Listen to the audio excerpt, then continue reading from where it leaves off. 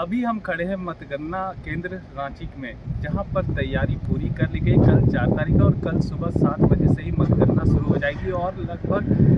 12 बजे तक जो रिजल्ट आना होगा उसके लेकर क्या कुछ तैयारी होगी वो आने लगेगी। और उसी को देखते हुए आज यहां पर जिला प्रशासन की टीम पूरे क्षेत्र का मुआयना की है। साथ ही साथ जो पुलिस के अधिकारी हैं और जो अन्य अधिकारी हैं उनको दिशा निर्देश दिया गया है कि क्या कुछ इस बार तैयारी करनी है, कैसे कल मतगणना होना है और कैसे लोगों को ब्रीफिंग करना है, कैसे हर फेज के बाद मीडिया को बात करनी है और कैसे आम लोगों से जुड़ना है। इसी तरह से जो कार्यकर्ता आएंगे पॉलिटिकल पार्टी के, क्योंकि 27 प्रत्याशी इस बार मैदान में है, तो 27 प्रत्याशी के जो कार्यकर्ता होंगे उनको किस तरह से ब्रीफिंग करना, उनको कहाँ तक रोकना है, कैसे यहाँ से आगे बढ़ना है, उसको लेकर जानकारी दी गई।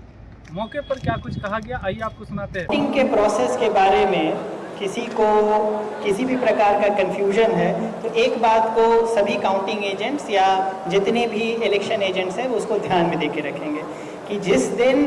पोलिंग प्रोसेस कंप्लीट हुआ था अर्थात 25 मई को, तो पोल प्रोसेस कंप्लीट होने के बाद जो प्रिसाइडिंग ऑफिसर होते हैं, एंटायर पोलिंग टीम होती है, उसका सबसे इम्पोर्टेंट दायित्व यह रहता है कि उस समय कंट्रोल यूनिट में जितने भी वोट्स पोल्ड हैं, जैसे कि फॉर एग्जांपल किसी एक पोलिंग स्टेशन में 830 वोट्स पोल हुए, तो कंट्रोल यूनिट को क्लोज करने के पहले वो उसका टोटल वोट काउंट वहाँ उपस्थित सभी पोलिंग एजेंट्स को दिखला दें। ठीक है, ये कंट्रोल यूनिट है, इसमें टोटल 830 वोट्स पोल्ड हैं, यह देख लीजिए। और इसके बाद क्लोज बटन दबाया जाता है। तो क्लोज बटन जब एक बार ईवीएम मशीन का दब जाता है तो उसके बाद उसमें फर्दर किसी भी तरीके का वोट्स पोल नहीं हो सकता है। और ये जो 830 जो भी उस समय कंट्रोल यूनिट शो कर रहा होता है वह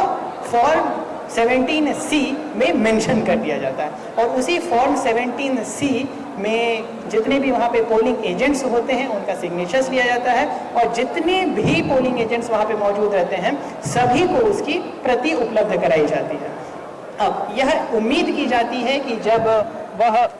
पोलिंग एजेंट काउंटिंग एजेंट के रूप में यहाँ पर आए या चाहे जो भी काउंटिंग एजेंट आए वो अपने कंसर्न सारे पोलिंग एजेंट से वह फॉर्म 17C की प्रति उपलब्ध करा कर आएँ, ताकि जब उनका कंसर्न्ड सीयू यहाँ पर पहुँचता है तो जो हमारे काउंटिंग पर्सनल्स हैं उनका दायित्व है कि सबसे पहले सीयू मशीन को ऑन करेंगे। सीयू मशीन अगर ऑन हो जाता है तो वहाँ पे टोटल उनको पहले दिखला देना है कि यह वाला इस पोलिंग स्टेशन का मशीन है, इस मशीन का नंबर आप चेक कर लीजिए, इसमें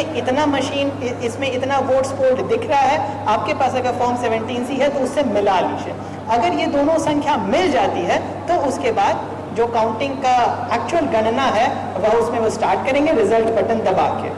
इन केस अगर ये दोनों फिगर्स नहीं मैच करते हैं, अगर ऐसा काउंटिंग एजेंट को लगता है कि मेरे फॉर्म 17C2 में अलग वोट्स का संख्या आ रहा है और इस सीयू में अलग वोट्स पोल का संख्या आ रहा है, तो वो रिक्वेस्ट कर सकता है इसकी सूचना देते हुए। अगर ऐसा पाया जाता है तो उस सीयू, मैं रिपीट कर रहा हूँ, उस सीयू की काउंटिंग नहीं होती है, वह काउंटिंग के जो पर्सन्स होते हैं उस सीयू को बंद कराकर वापस रख देते हैं और उसके बाद बिल्कुल लास्ट में आवश्यकता पड़ने पर उस कंसर्न पोलिंग स्टेशन की वीवीपीएटी से काउंटिंग होती है। कई बार ऐसा देखा जाता है कि मशीन ऑन ही नहीं हुआ, वो कंसर्न सीयू जो है वो ऑन ही नहीं हुआ। एक दूसरा तरह का उदाहरण है, अगर मशीन ऑन ही नहीं होता है तो एक बार देखना है कि उसकी बैटरी तो कहीं कम नहीं होगी है, तो एक्स्ट्रा बैटरीज एआरओ टेबल पे रहती हैं, तो कंसर्न एआरओ एक्स्ट्रा बैटरी लगाकर उस मशीन को ऑन कर देते हैं। अगर मशीन ऑन हो जाती है और उसके बाद के प्रोसेस में कोई परेशानी नहीं आती है तो फिर उसके काउंटिंग को वैध माना जाता है। लेट्स से कि पावर पैक डालने के बाद भी अगर मशीन नहीं ऑन हो रही है तो अगेन उसकी काउंटिंग नहीं होती है, उसको बंद कर वापस रख दिया जाता है और सारे के सारे मशीन की काउंटिंग खत्म होने के बाद कंसर्न मशीन की वीवीपीएटी से काउंटिंग कंपल्सरी कराई जाती है। तो ये दो प्रक्रियाएं रहती हैं कि अगर किसी को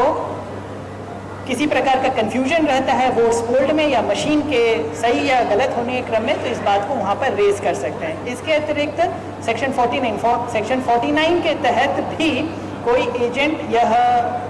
रिक्वेस्ट कर सकते हैं कि फला पोलिंग स्टेशन के जो सीयू के रिजल्ट हैं उसके बजाय किसी वीवीपीएटी में के पेपर पर्ची स्लिप को भी अगर वह चेक करना चाहते हैं तो कर सकते हैं, बट उसके लिए एक प्रक्रिया है, एक डिटेल एप्लीकेशन सबमिट करना है और उसके बाद फिर डिपेंडिंग अपॉन कि उसके क्या प्रेडिकेट्स रहते हैं उसके आधार पर वह निर्णय से। तो बहुत ही खूबसूरत तरीके से विभिन्न प्रक्रियाएँ गठित की गई हैं। अगर किन्हीं को कोई कन्फ्यूजन होता है तो उसके निराकरण करने के लिए